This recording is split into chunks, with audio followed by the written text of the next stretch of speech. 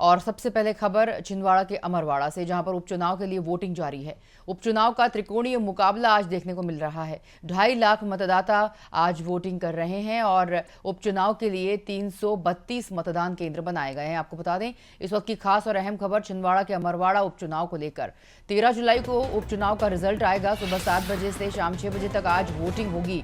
आपको बता दें, कमलेश शाह बीजेपी से प्रत्याशी हैं और धीरन शाह कांग्रेस प्रत्याशी हैं। इसके साथ ही गोंडवाना पार्टी के प्रत्याशी भी वहां पर चुनाव लड़ रहे हैं। त्रिकोणीय मुकाबला है और उपचुनाव का ये त्रिकोणीय मुकाबला, जिसका कि आगाज आज हो चुका है और आज सुबह 7 बजे से वोटिंग जारी है।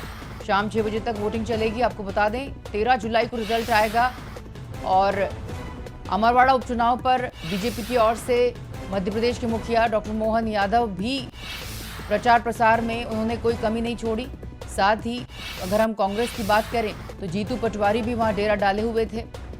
देखने वाली बात होगी कि किस तरह से कांग्रेस छोड़कर बीजेपी में शामिल हुए कमलेश शाह अपनी जीत सुनिश्चित कर पाते हैं और किस तरह से कांग्रेस इस रण में अपना सिक्का जमा पाती है। आपको बता दें कि आज अमरवाड़ा उपचुनाव चल रहा है। छिंदवाड़ा के अमरवाड़ा में कमलेश शाह का कांग्रेस से बीजेपी में चले जाने के बाद ये उपचुनाव हुआ और इस उपचुनाव के चलते आज जो कि वोटिंग जारी है, सुबह 7 बजे से वोटिंग जारी हो चुकी है।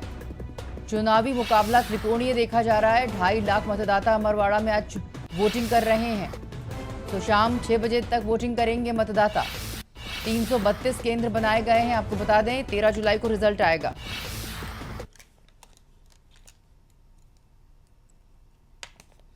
इस वक्त की खास और अहम खबर अमरवाड़ा उपचुनाव को लेकर।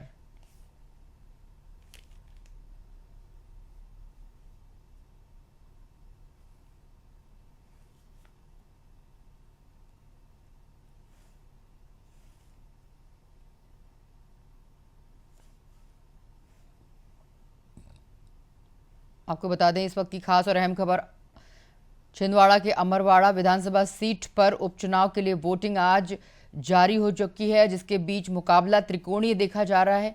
अमरवाड़ा विधानसभा सीट पर सुबह 7 बजे से 6 बजे तक मतदान होगा और यह सीट कांग्रेस विधायक कमलेश शाह के इस्तीफे के बाद से खाली है। इस वजह से यहां पर उपचुनाव कराया जा रहा है। मध्य प्रदेश के अमरवाड़ा विधानसभा का उपचुनाव आज मतलब बुधवार 10 जुलाई को है और सुबह 7 बजे से शाम 6 बजे तक मतदान जारी रहेगा।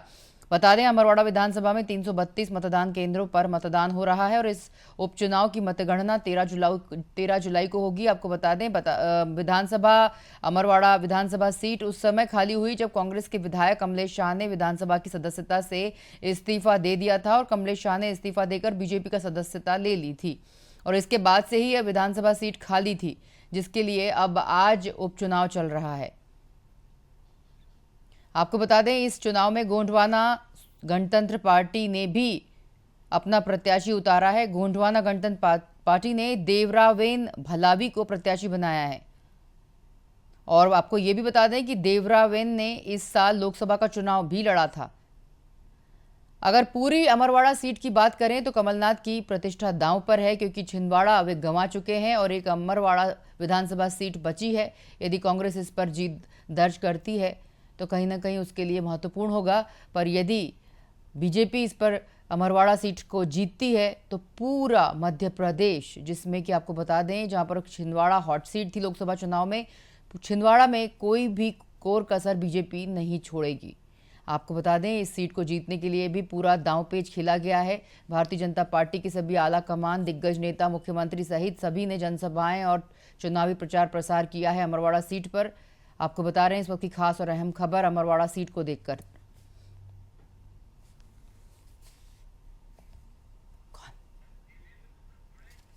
चलिए, छिंदवाड़ा से हमारे साथ हमारे संवाददाता देवेंद्र जुड़ चुके हैं। देवेंद्र, जिस तरह से अमरवाड़ा सीट की हम अपने दर्शकों को बात बता रहे हैं कि आज उपचुनाव चल रहा है, 332 केंद्र बनाए गए हैं, अब आपसे लगातार संपर्क में हैं और आपसे ये भी आज जानना चाहेंगे कि अब तो वोटिंग जारी हो गई है, किस तरह का प्रशासन ने चाक चौबंदी कर रखी है, किस तरह का माहौल है, लोगों में कितनी उत्सुकता है वोट करने को लेकर, किस तरह का मौसम है वहां पर, क्या पूरा अपडेट क्या मिल रहा है अमरवाड़ा विधानसभा उपचुनाव को लेकर? देखिए, फिलहाल तो मौसम की बात की जाए तो मौसम तो सुहावना है। बारिश का अनुमान जताया जा रहा था पहले से विभाग के द्वारा, लेकिन फिलहाल बारिश के आसार तो नजर नहीं आ रहे हैं, लेकिन बादल छाए हुए हैं। इसके अलावा 56 बूथ संवेदनशील है इस श्रेणी के। आपको बताऊं, जो आपने 332 बूथ बताए, उसमें 56 बूथ संवेदनशील माने जाते हैं, जिसके तहत 1195 अधिकारी और कर्मचारियों को इनकी व्यवस्था के लिए लगाया गया है, जिसमें विशेष सशस्त्र पुलिस बल और जिला पुलिस बल के अधिकारी शामिल हैं। इसमें आईजी जबलपुर जोन के जो कर्मचारी हैं वो भी हैं, डीआईजी जो हैं छिंदवाड़ा के वो भी शामिल हैं, एसपी छिंदवाड़ा शामिल है। इसके अलावा बटका, हर्राई और अमरवाड़ा क्षेत्र के जो बूथ हैं उसकी सुरक्षा व्यवस्था का विशेष रूप से ध्यान दिया जा रहा है। देवेंद्र, जिस तरह से आपने बताया कि 56 बूथ संवेदनशील है, ठीक है, पर जिस तरह से आज अमरवाड़ा उपचुनाव को लेकर जितनी जो तैयारियां चल रही थी अभी तक बीजेपी की ओर से देखा जाए तो वहां पे डेरा डाले हुए सभी आला कमान थे, मुख्यमंत्री के साथ साथ सभी मुख्य नेता वहां पर अपना जो है जमावट देखने को मिली बीजेपी की। साथ में अगर हम जीतू पटवारी की बात करें तो वे भी वहां पे चुनाव प्रचार करने आए हुए थे। अब धीरन शाह और कमलेश शाह, दोनों शाह के बीच और त्रिकोणीय भलावी भी जो वहां पर उतरे हैं, क्या लग रहा है इस बार लोगों में उत्साह कितना है वोटिंग करने की, और कितनी सुबह से जो लाइनें लगती है बूथों में, कितनी लाइनें लगी हुई हैं, कितना किस तरह का उत्साह है? अभी मॉर्निंग टाइम में, सुबह के समय में ज्यादा लोग दिखाई देंगे या दोपहर में या शाम को? किस तरह का वहां का माहौल आपको क्या कहता है? देखिए, लंबी लंबी लाइनें तो अभी से लगना शुरू हो गई है बूथों पे। सबसे ज्यादा अभी बताऊं कि महिलाओं की लाइनें यहाँ पर लगी हुई हैं। महिलाएं बढ़ चढ़ करके अपना मतदान कर रही हैं, और यहाँ पर ट्रेंड रहा है कि सुबह से लेकर के 11 बजे तक के अच्छा खासा मतदान होता है, और उसके बाद 1 बजे के बाद मतदान अच्छा होता है यहाँ पर। तो उसी हिसाब से जो देखा जा रहा है, मतदान अच्छा खासा हो रहा है। कांग्रेस, भाजपा और गोंडवाना जो पार्टी का नाम लिया गया, तीनों के प्रत्याशियों ने पूरा दमखम दिखाया है।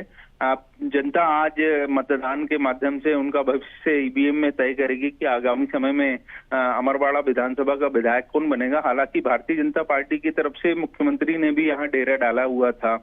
कांग्रेस की तरफ से कमलनाथ, नकुलनाथ भी पहुंचे हुए थे।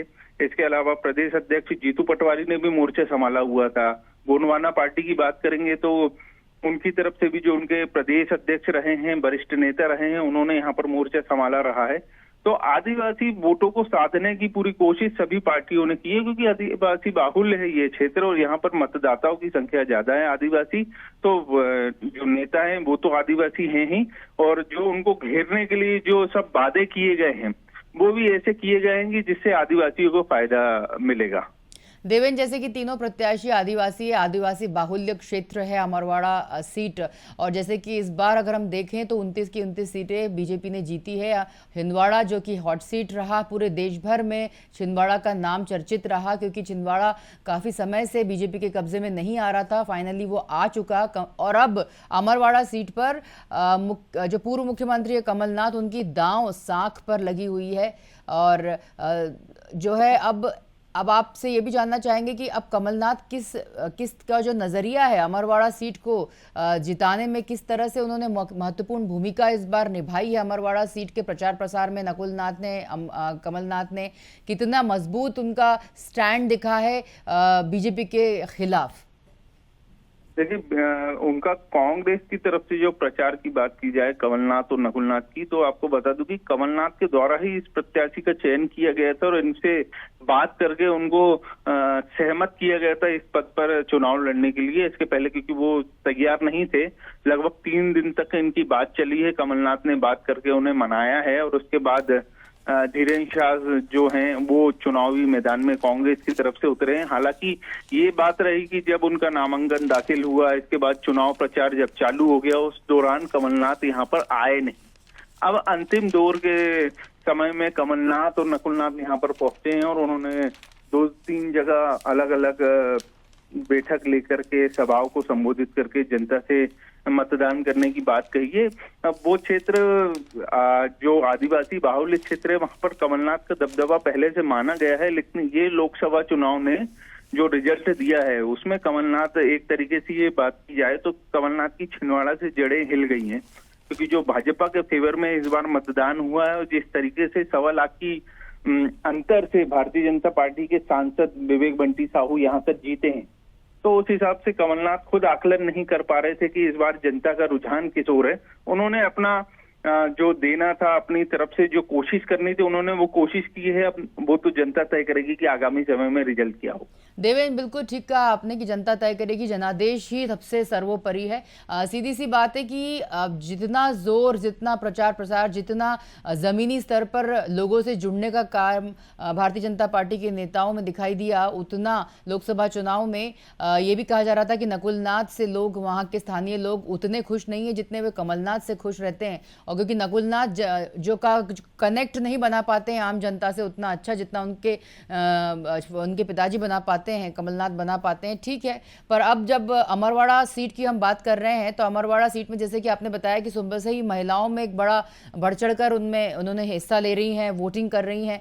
अगर हम युवा मतदाताओं की देवेंद्र बात करें, तो इस बार अमरवाड़ा सीट पर अगर हम युवा मतदाताओं की संख्या आपसे पूछें, वो भी आप बताइए, और कितना युवाओं में मतदान करने के प्रति रुचि दिखाई दे रही है? देखिए, युवा मतदाताओं की बात की जाए तो लगभग 1,10,000 के आसपास जो आंकड़ा आ रहा है, उसमें युवा मतदाताओं को गिना जाएगा, जिसमें युवतियां और युवक दोनों शामिल हैं, क्योंकि 2,95,000 करीब 2,56,000 यहाँ के कुल मतदाता हैं। तो उनमें से जो 1 लाख के आसपास जो मतदाता आ रहे हैं, उसमें युवा मतदाता, युवक और युवतियों को जोड़ा जा रहा है। तो इनके ऊपर तो यानी ये तो अपने ऊपर कांधे में लेकर के चले ही हुए हैं। इन्होंने जागरूकता अभियान भी यहाँ लोकल स्तर पे हमें सामाजिक संस्थाओं को देखने को मिला था, जिन्होंने आम जनता के बीच जागरूकता अभियान चलाया था कि सभी मतदान करने के लिए पहुंचे और अपने मतदान का अधिकार का प्रयोग जरूर करें। उसी को लेकर के मुहिम भी यहाँ पर चलाई गई थी स्थानीय स्तर पर। तो उसका असर देखने को मिल रहा है, युवक युवतियां बढ़कर के आ रहे हैं। आगामी दोपहर तक के हम बता पाएंगे कि आंकड़ा तेजी से बढ़ रहा है, क्योंकि जिस हिसाब की भीड़ बूथों में नजर आ रही है, मतदाता घर से निकला है मतदान करने के लिए, उसका असर देखने को मिल रहा है। इसका यानी कि ये तय है कि आगामी समय में ये आंकड़ा, क्योंकि पिछली बार भी आपको बताऊं कि अमरवाड़ा विधानसभा जो रही है, वहां से रिकॉर्ड मतदान हुआ था। इस बार भी ऐसी उम्मीद की जा रही है। और आपको ये बताऊं कि ये प्रदेश ही नहीं, देश में सबसे ज्यादा मतदान होने वाला विधानसभा अमरवाड़ा रही है।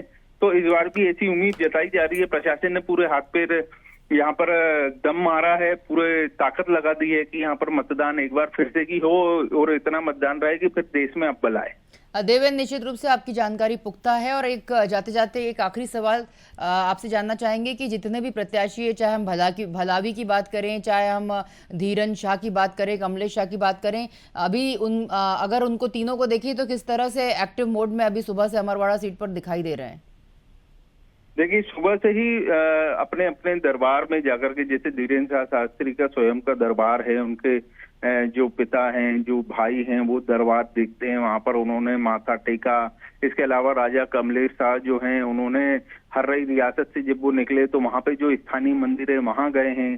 गोंडवाना पार्टी के देव रावण भलावी जो हैं, वो उनके स्थल घर के पास स्थित मंदिर गए थे, उन्होंने वहां से माथा टेक करके वो निकले हुए हैं। सभी ने पूजा पाठ करते हुए, और आपको बता दूं कि ये सभी सोशल मीडिया में इनकी टीम एक्टिव है। सोशल मीडिया के माध्यम से लगातार स्वयं अपना प्रचार करते हुए निकले हैं कि ये इन्होंने मंदिर में माथा टेका है और आगे आशीर्वाद ले लेंगे, कि आम जनता का आशीर्वाद लेने के लिए जनता के बीच जा रहे हैं। और ऐसी उम्मीद जताई जा रही है कि जनता इन्हें आशीर्वाद देगी। सभी ने सोशल मीडिया के माध्यम से भी ये अपील भी की है जनता से कि हमें सपोर्ट दें, मतदान करें हमारे पक्ष में। तो माहौल अच्छा देखने को मिल रहा है। जनता तय करेगी कि क्या होगी आगे पीछे। निश्चित रूप से देवेंद्र, बहुत शुक्रिया तमाम जानकारियों के लिए, हमसे जुड़ने के लिए। बता दें कि सुबह से ही 7 बजे से अमरवाड़ा सीट पर उपचुनाव के लिए वोटिंग जारी है। शाम 6 बजे तक वोटिंग होगी, बता दें आपको, और 13 जुलाई को रिजल्ट आएगा। इस वक्त की खास और अहम खबर अमरवाड़ा उपचुनाव को लेकर।